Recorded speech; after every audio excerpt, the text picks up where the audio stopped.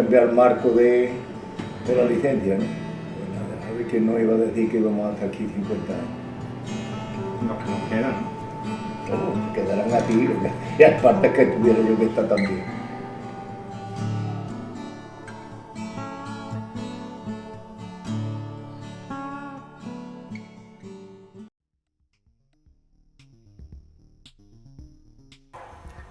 Aseguran los ateos que solo existen dos cosas: el universo, que es el conjunto de todo lo existente, la totalidad del espacio y del tiempo, de la materia y de sus formas, el hogar de la energía y de las leyes físicas que nos gobiernan, y la nada, esa sensación de perenne inexistencia y vacío, de carencia absoluta de todo.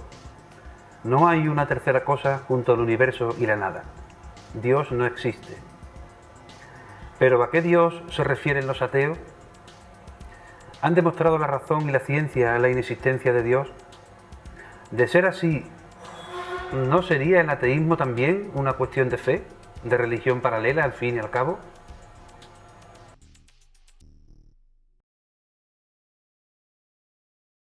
Bueno, Miguel, buenas tardes. Buenas tardes, José Antonio.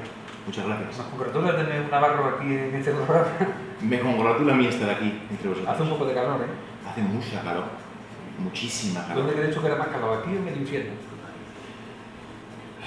Posiblemente haga más calor en el infierno, pero esto es la antesala del infierno ya. No es nada lo que viene hoy, lo que tenemos hoy, sino lo que viene la próxima semana. Ah, ¿viene más? Viene muchísimo más calor. O sea, puede ser Apocalipsis. Yo creo que el apocalipsis todavía tiene que ser mayor caos.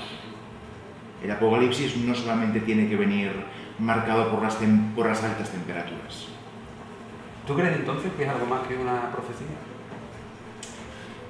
Yo creo que el apocalipsis es una realidad, que vivimos realmente situaciones,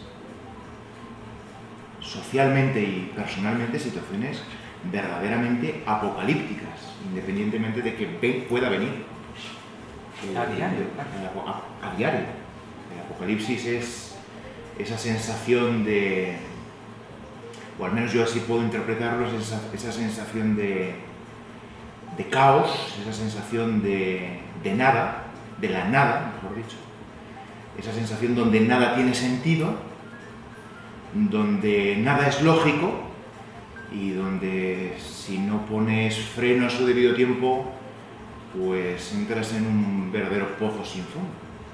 Sí, sí. ¿Tú sabes decirme quién es Dios y de dónde viene? Pues ¿O dónde habita? quizás te puedo decir dónde habita, pero es más complicado poder decirte de dónde viene. Yo te diría que Dios habita en ti y en mí. Dios es una experiencia, independientemente de que la Iglesia diga que Dios es tres personas en un solo Dios, un misterio. Dios es fundamentalmente una experiencia para nosotros.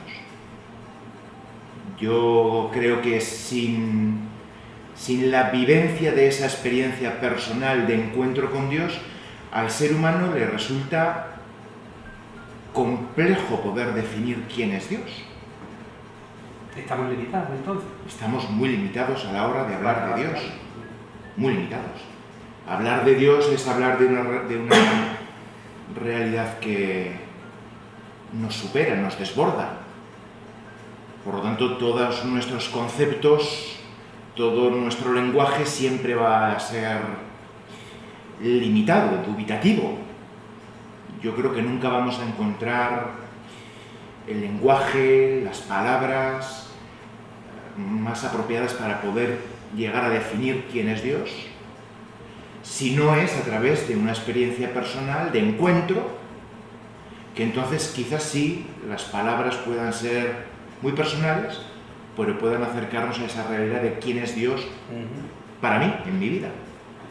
Entonces, siendo tan limitados como somos, porque antes lo hemos estado hablando, somos seres muy limitados, ¿cómo se nos puede pedir que nuestra fe llegue al extremo de entender o de asimilar o de dar por bueno misterios tan inconmensurables como el que tú comentabas antes de la Santísima Trinidad? tres personas en una, Padre, Hijo y Espíritu Santo. Un quebradero de cabeza, algo tan difícil de entender como el recibo de la luz, que nos llega casi. Más El todavía. de la luz es más difícil de entender que eso. Es más todavía. Y al fin y al cabo también es luz, porque si tres personas en una es una explosión de luz que somos incapaces de entender, por lo menos yo no he terminado de entenderlo. Y tú que eres un hombre de fe y un hombre que te has curtido en la fe y nos enseñas a mucho sobre la fe, ¿cómo explicarías tú el misterio este de la Santísima Trinidad, que desde la Edad Media, desde mucho antes, nos trae de cabeza y al borde de la herejía, siempre al borde de la herejía, en cuanto que excita nuestra imaginación? Pues te voy a ser sincero, José Antonio, no te lo sabría explicar. No te lo sabría explicar. Pero yo siempre recuerdo una expresión de un famosísimo teólogo alemán, Karl Rahner, que decía en uno de sus innumerables libros que si la Iglesia Católica tuviese que suprimir de la literatura católica todo lo referente a la Santísima Trinidad, el núcleo de la fe quedaría inalterable. Y decía además, apostillaba diciendo que lo peor de todo es que la vida de los cristianos tampoco cambiaría. Yo no sabría definir este misterio, pero yo siempre cuando hablo de la Santísima, del misterio de la Santísima Trinidad, a mí me gusta pensar en la Iglesia, porque yo creo que no podemos definir este misterio si no es dentro del concepto de comunidad. Tres personas que viven juntas, como la Iglesia, una comunidad de vida, una comunidad de... puede sonar excesivamente almibarado, pero una comunidad de amor, por lo menos así debía ser. Pero nos enfrentamos ante un verdadero misterio y sobre todo, quizás salido de lo que decíamos antes, con palabras siempre muy complicadas, para poder definirlo. ¿Dios tiene una iglesia o tiene muchas iglesias? ¿El paraíso es potestad de una iglesia? ¿O el paraíso no tiene notaría? Yo creo que el paraíso es para todos, José Antonio. Para todos aquellos que creen en el Dios de la bondad, en el Dios del amor, en el Dios que visita, el Dios que ayuda a entender que hacemos una obra de caridad visitando al que está encarcelado, acogiendo al refugiado, visitando al enfermo. Es decir, yo creo que... ¿Y para los malvados? Para los malvados no hay paraíso. Entonces Dios no es infinitamente misericordioso. Sí, Dios es infinitamente misericordioso, pero dentro de su infinita misericordia, evidentemente, yo creo que... También es infinitamente justo. Exactamente. Claro. Es decir, lo que hablábamos antes, podemos ir al cielo, iremos al cielo. Pero yo estoy seguro que incluso dentro del cielo, unos podrán ver a Dios mucho más cerca que otros. Todos lo veremos. O sea, los canallas también van al cielo. Posiblemente sí, pero posiblemente no tengan el privilegio de ver a Dios tan de cerca como lo puede ver, como puede estar viéndolo la Madre Teresa de Calcuta o como cualquier otra persona anónima que ha pasado por la vida haciendo el bien y enseñando a los demás a hacer el bien. ¿Hasta Donald Trump puede ir al cielo? Bueno, Lo va a tener difícil. lo va a tener complicado. ¿Hay otra vida después de esta? ¿Ese cielo es una vida? ¿Y ese infierno es una vida? ¿O cómo imaginas tú aquello? Yo creo que hay otra vida. Pero también creo que esa otra vida la podemos anticipar, ¿eh? Es decir, yo creo en la vida eterna. Y creo que veré a Dios cara a cara, si no soy muy malo. Creo que podré ver a Dios cara a cara. Pero también creo que Dios me permite el anticiparme a esa situación, o mejor dicho, a esa experiencia, viviéndola aquí ya. Es decir, yo creo que la vida eterna se fragua en la vida terrenal. que allí podré ver a Dios cara a cara, pero que aquí se me permite ya ver a Dios. De otras maneras, de otras muchas maneras, pero Dios yo creo que ya me está ofreciendo la posibilidad de verlo a Él, de experimentar su presencia y de experimentar su cercanía, su mano amiga. ¿Tiene forma Dios? No, yo creo que Dios no tiene forma. ¿Y el diablo? El diablo tampoco tiene forma, aunque tradicionalmente lo pintemos de muchas determinadas maneras. Yo creo que el diablo no tiene forma, el diablo es el mal. El diablo es el mal. El diablo es toda aquella situación en la que dañamos al prójimo, en el que no acogemos no abrimos nuestras puertas para acoger al que lo necesita. Es decir, yo creo que el diablo, de la misma manera que en la vida eterna habrá una oportunidad de ver a Dios cara a cara, pero ya se nos ofrece la posibilidad de verlo aquí, de experimentarlo, de encontrarnos con Él, yo creo que con el infierno, si me permite la expresión, pasa lo mismo. Podemos experimentar el infierno ya aquí, y de hecho en más de alguna ocasión incluso habremos tenido la experiencia de vivir en un verdadero infierno, y no me refiero ahora solo por el calor. Entonces, ¿te has parado a pensar qué habría antes de Dios? Porque Nada. es que la nada es la carencia absoluta de todo. ¿Dónde estará Dios entonces? ¿Dónde ponemos el principio de la existencia de Dios? Eso quiero yo saber. Dios es el todo. Dios es el absoluto. ¿Y el absoluto incluye al vacío completo, a la nada? Estamos hablando de que si lo que había era la nada, pues esto que estamos hablando se viene discutiendo desde que Sí, el hombre pues, es hombre y se concibió la cuestión trascendental de la nada, la existencia de Dios, ¿no? ¿Dónde estaría Dios en esa nada? Yo es algo que no termino de entender. Vosotros que habéis estudiado teología, yo no sé si la teología tiene respuesta a esta. La teología no tiene respuesta a todo esto. Muchas veces la teología también es una ciencia, a veces limitada para dar respuestas, ¿no? Desde la teología que yo estudié, estudiábamos al Dios de la creación, al Dios de la creación. La creación parte de la nada. ¿La inteligencia espiritual podría tener respuesta a estas cuestiones que hemos estado hablando, o aparte de algunas de ellas? Yo creo que la inteligencia espiritual ayudaría al ser humano a darse respuestas a sí mismo. E incluso preguntas como estas que me estás haciendo, José Antonio, nos ayudarían a enfocarlas de otra manera. Yo creo que la inteligencia espiritual,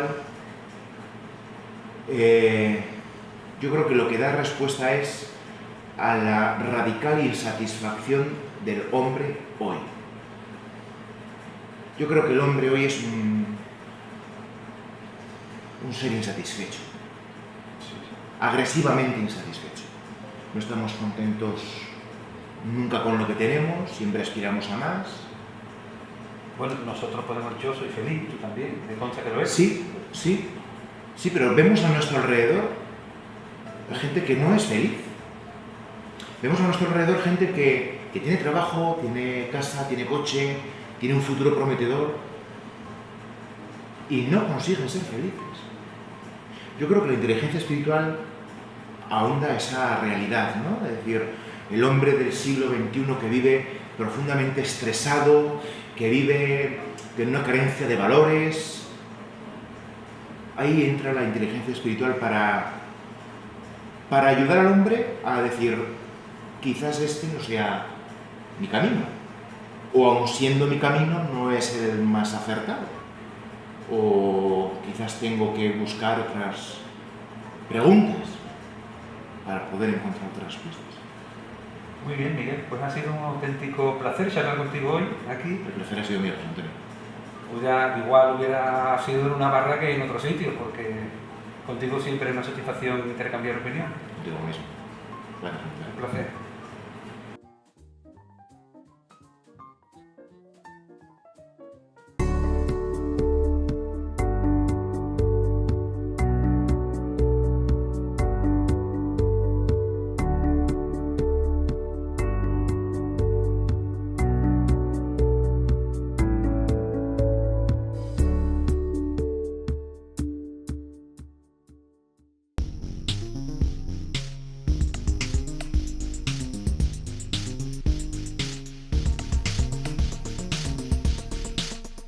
Bueno, Selu, buenas tardes. Buenas tardes. Me alegro saludarte, hombre. Igualmente. Bienvenido a este programa de Confesiones en la Barra.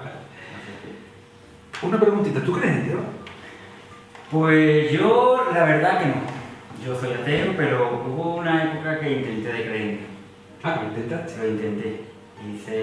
Me apunté a catequesis, en el colegio me apunté a clases de religión porque yo quería creer en Dios, pero cuando te pones a informarte un poquito sobre el tema y empiezas a indagar y a intentar informarte sobre las cosas que decía la Biblia y eso, pues cuando te das cuenta de que Aquello no lo entiendo mucho, ¿no? porque ¿quién se cree que, por ejemplo, Dios Todopoderoso y Omnipotente se convierta en una paloma para fecundar a la mujer de un carpintero? Hombre, es todopoderoso. Todo puede todo. Todopoderoso, Hasta una la paloma, conviértete en un burrito, otra cosita, ¿no? Paloma, tú que eres todopoderoso. Será cuestión de gusto también, digo yo que... Yo eso no lo creo. Bueno, otra cosa que no me creía también, por ejemplo, fue cuando Moisés, que tiene nombre de cuna, intentó de cruzar el charco abriendo las dos aguas. Entonces te va a pegar una pesada andar, a todo lo que hay que andar, de cruzar de un lado, de una parte de un continente a otro continente, andando, cuando la barquita con la marea te lleva a donde sea. Si no construye un puente, como hace todo el mundo, ¿no? Y otra cosa que construye el puente. Claro, si no cuando Noé, que intentó, cuando el diluvio universal, que quería coger a una pareja de cada especie, él te dejaba las moscas y los mosquitos allí, que no hace falta para nada. Una trabajera. Ahora que te imaginas ese hombre en el laboratorio cogiendo un mosquito y una mosquita hembra y ahí intentando de averiguar si era. Y lo que tendría que correr es la de las liebres y las gacelas para coger. Y los pollos y la gallina, para cesar, ¿no? Eso. Eso no tiene que ver, vamos, yo no. Bueno, tú conté con eso, fuiste cura una vez, ¿no? Sí. Me han dicho a mí que fuiste Una cura. vez estuvimos de cachondeo allí, alquilamos un pinto, un grupo de amigos, y estuvimos intentando bueno, hicimos una boda, todo de cachondeo, y yo hice que ofició la ceremonia. Eso me Y han tuvo dicho. todo más gracia porque al saber mis amigos que yo era ateo y eso, y al verme oficiar una ceremonia diciendo las cosas que se dicen en una boda y todo, pues tuvo más gracia. O sea que tú eres ateo, como decir, o sea, Ateo. tú después de que te la muerte, no, para ti no, ¿dónde vamos después de morir? Bueno, para mí puede ser un poquito ilógico, pero cuando yo creo que algo después de la muerte puede quedar. No creo que quede. O sea que tú crees en Dios a tu conveniencia, digamos, a medio. Es que el Dios es una cosa y yo creo que yo creo más en las personas cuando se mueren, los cuerpos se degradan, pero yo creo que la esencia, que lo que tenemos nosotros, lo que hemos aprendido desde chicos y lo que tenemos puesto, los conocimientos que vamos cogiendo a lo largo de la vida, yo creo que eso no se elimina del todo. Yo creo que eso queda siempre en algo, no te voy a decir 3 kilómetros para allá, 3 kilómetros para acá, 3 kilómetros para arriba, para abajo, pero que algo queda. Lo que no creo, por ejemplo, es como dice la gente, la Ouija. La Ouija no va a creer. ¿Tú cómo te imaginas el paraíso? El paraíso. Sería Daniel, aquello, ¿cómo sería aquello? ¿Tú te imaginas todo aquello? Allí. Si es aquello tan grande y dos personas nada más.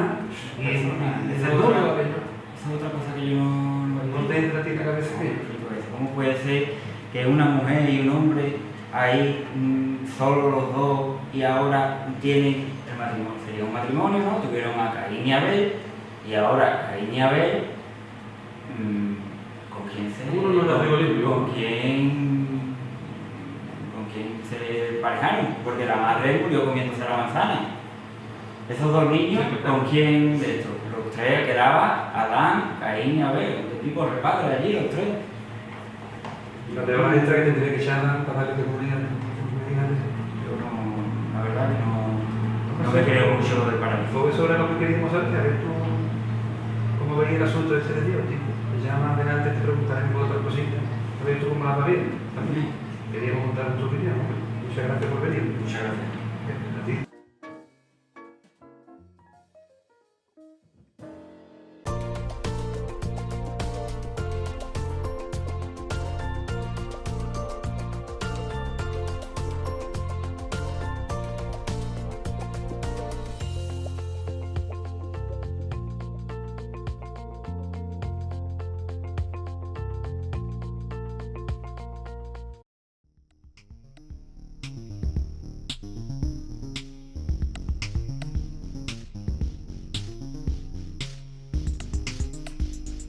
Si todo lo existente es originado por algún o por algo superior a sí mismo, cabe pensar que el universo fue creado por algo mayor y anterior a él.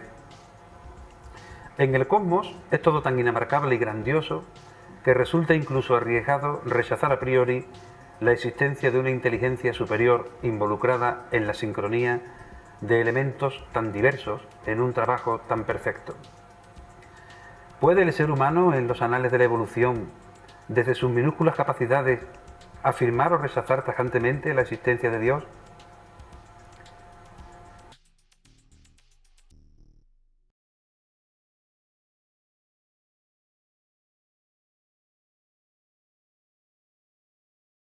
Capri, buenas tardes. Buenas tardes. Bienvenido a Confesiones en la Barra, un programa que ideó nuestro amigo Frank. Y en esta ocasión tú sabes que hemos pensado hablar sobre algo que a ti te ha llamado siempre mucho la atención, como científico, y es sobre Dios.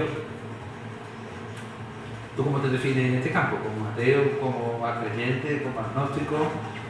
Bueno, como tú muy bien sabes, yo he tenido un pasado creyente por mi familia, tanto por mi madre como mis padres, me dieron una formación cristiana, pero llegó un momento, bueno, porque de alguna manera pues perdí la fe. Mi mayor o menor capacidad de razonamiento pues me hizo cuestionarme ciertas cosas y no sé si existe Dios o no existe. Y lo normal lo definía como agnóstico. No lo niego, no tengo razones para creer. Entonces, más bien yo me voy por esa línea. O sea que entonces tú, ese concepto de que Dios hizo el mundo en 6 días y todo eso, ¿o lo consideras pura literatura? Bueno, indudablemente podemos considerarlo, o yo lo veo, siempre lo he visto desde un punto de vista comparativo, desde un punto de vista figurativo. Lo que sí siempre he creído que el hombre ha tenido un interés por lo desconocido, y cuando ha habido cierto temor, cuando hay, al menos yo hablo desde el punto de vista de mi persona y de mis sentimientos. Yo veía cuando creía, bueno, pues que me encomendaba a Dios, me encomendaba a mis creencias, necesitaba un báculo para andar por la vida. Me planteé si quitándome ese báculo era capaz de seguir mi camino. Y efectivamente pues comprobé que sí, y probablemente esta vida tiene muchos altibajos, tiene muchos desencantos, muchos desengaños, también hay momentos de felicidad, quizás sean los menos, pero indudablemente hay otras religiones que plantean esa conciencia divina, esa dotación que nos da el alma de otra forma.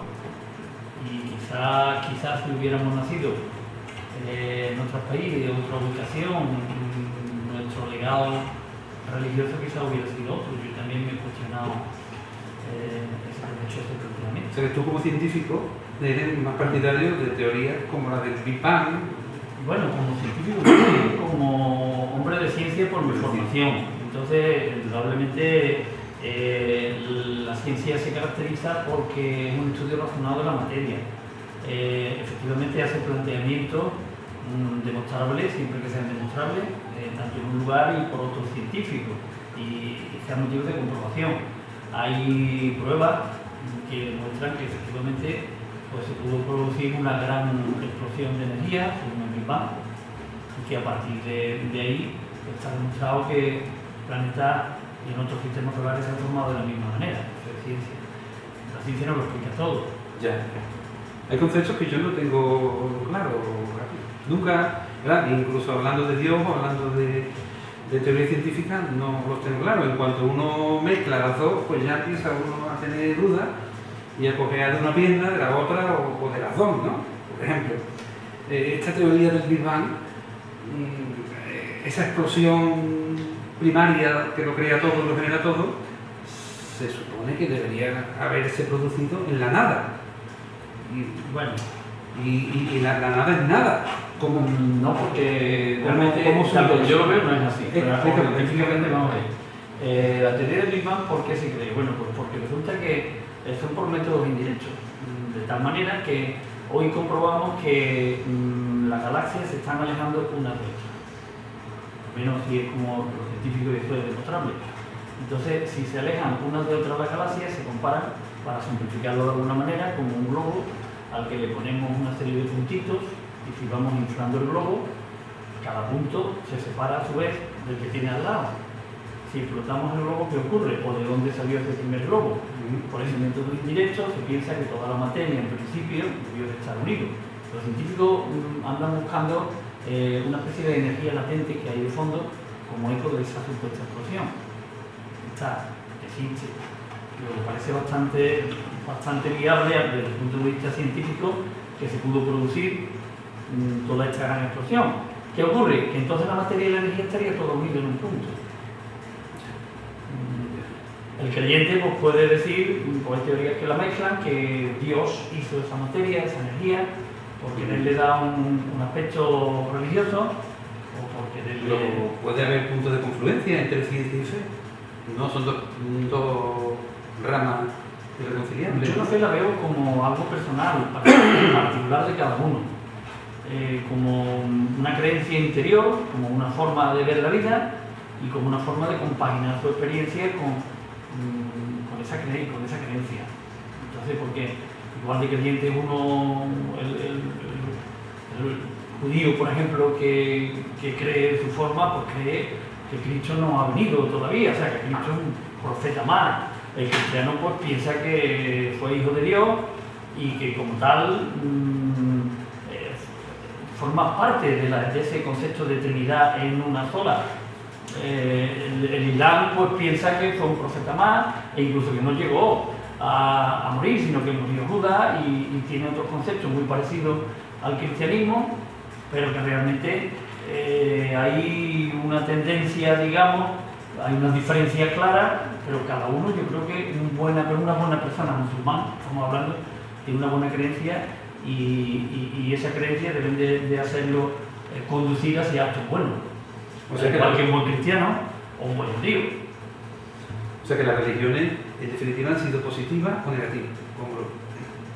Si nos vamos a la Edad Media y hablamos de los papas y hablamos de la guerra y hablamos de otra situación, de la Inquisición, pues lógicamente ha habido un momento negro, pero en todas las religiones, en casi todas, diría yo, ¿vale? Y lógicamente, pues si hablamos de buenas personas que han creado una especie de camino y han establecido, pues han dejado huella, pues también. O sea que, por eso yo lo veo desde un punto de vista particular, personal. Claro. De eso se trata, de que Son condiciones, son No, condiciones. claro.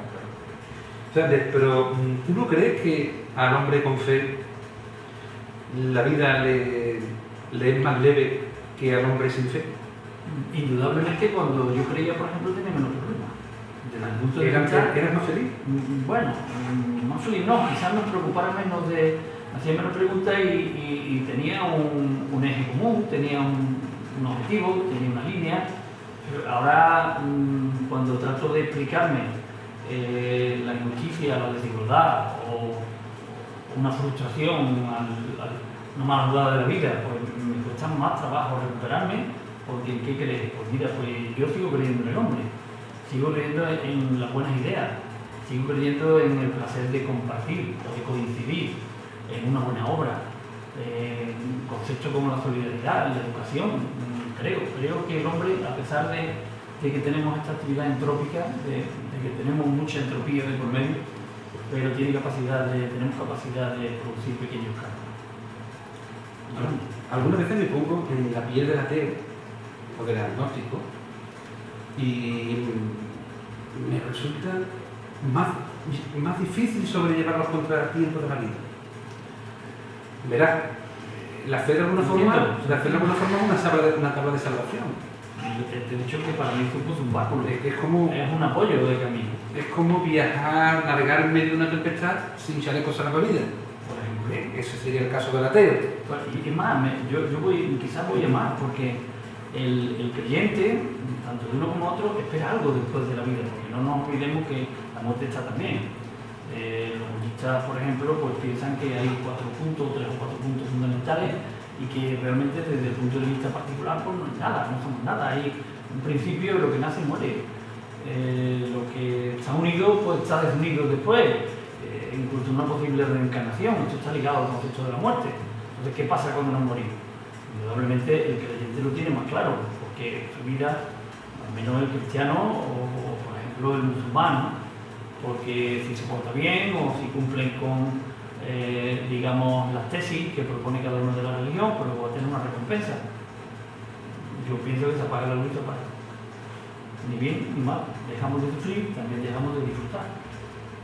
O sea que tú piensas que después de la vida está el vacío, la ausencia de todo, Cuando tú te duermes, la nada absoluta. cuando tú te duermes y descansas plenamente, sientes algo como si te apagara la luz, ¿no? Luego se enciende otra vez, porque vuelves a estar, ¿no? Sí, pero vuelvo a estar. Y si no se enciende la luz, ya no está. ¿Y por qué hay que estar? Así es como tú lo ves. Pero yo ahora te pregunto, ¿por qué hay que estar? ¿Por qué tiene que haber continuidad? Quizá ese ansia de inmortalidad que tiene el hombre nos hace pensar. ¿Y no puede ser una información genética que lleve el hombre concerniente a su esencia eterna, a su infinitud? Por trascender sobre tu propia vida. Sí, porque no podemos ser eternos. ¿Y por qué no vamos a ser eternos? ¿por A qué ver, no? sí, el concepto del alma, el concepto, el creyente piensa que Dios le da el alma, incluso desde el punto de vista cristiano, Dios te da la libertad de elegir, ¿no? De elegir tu camino, ¿vale? Ese concepto de alma, por ejemplo, se puede ver, yo lo veo como una interrelación de neuronas. Tenemos 3 cerebros, un cerebro mucho más primitivo, reptiliano, hace 200 millones de años, responsable del instinto, de las primeras respuestas básicas, supervivencia, comer, acto sexual, defensa. Luego tenemos un segundo cerebro, un poquito que es algo más posterior y que es responsable de las emociones, de los sentimientos, los temores, la incertidumbre. Luego está el neocórtex, que es el que quizás tengamos y los mamíferos y quizás el hombre con un mayor grado de conexión y que es el responsable de la imaginación, de la creatividad, del razonamiento, del lenguaje. Entonces hay interconexiones entre uno y otro y ahí fíjate el mundo que se puede formar. O sea que tú en las apariciones marianas y esas cosas no crees. Yo no creo en Los ectoplasmas, los fantasmas, la reencarnación. Hombre, no sé si habrá un tipo de energía, ¿no? Los mensajes divinos. No tengo razones, ¿no? Y no digamos ya del Apocalipsis o de la Biblia, de estas cosas. Hombre, no sé, no creo, te estoy diciendo que no creo. Que yo respeto, Sí, respeto, porque te vuelvo a repetir que es una creencia, y como es una creencia, ni me río, ni simplemente la respeto porque es como cuando, ¿qué te digo yo? Pues tú ves un concepto, lo hemos discutido muchas veces, los extraterrestres, bueno, sí, efectivamente, ha habido avistamientos, ha habido, parece que hay pruebas, ¿hay algún motivo? Pues yo científicamente, o desde el punto de vista de la ciencia, te digo que si hay millones de galaxias, como tú me dijiste en una charla, hay millones de soles, con millones de planetas, ¿por qué vamos a ser este el único escogido cuando las mismas características se dan en estos también? Y teniendo en cuenta la evolución que tiene la materia hasta formar la vida, y el grado de complejidad, ¿no? Entonces, pero bueno, eso no quiere decir que no veo, no. La grandeza del universo, Efectivamente. no tiene por qué ser reflejo de la grandeza de algo que llamemos Dios, o sí, dependiendo cada uno de cómo lo contemple, ¿no? ¿Cómo lo conté? Pues querido amigo, ha sido un placer tenerte aquí esta tarde charlando de estas cosas Me alegro de haber Salud, libertad y tiempo para pensar. y solidaridad y muchísimas gracias.